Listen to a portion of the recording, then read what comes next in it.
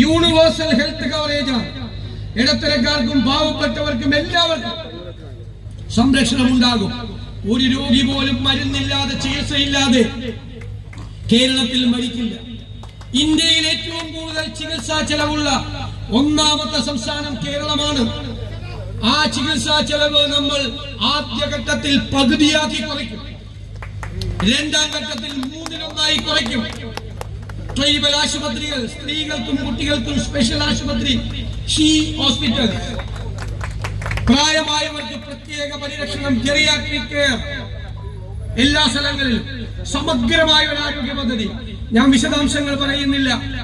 ഞങ്ങൾ കരുതുന്നത് ഇത് നടപ്പാക്കി കഴിഞ്ഞാൽ ലോകരാജ്യങ്ങളിൽ നിന്ന് പോലും ചികിത്സയ്ക്കായി കേരളത്തിലേക്ക് ആളുകൾ കടന്നു വരുന്ന ആരോഗ്യത്തിന്റെ ഡെസ്റ്റിനേഷൻ പോയിന്റ് ആക്കി കേരളത്തെ മാറ്റും.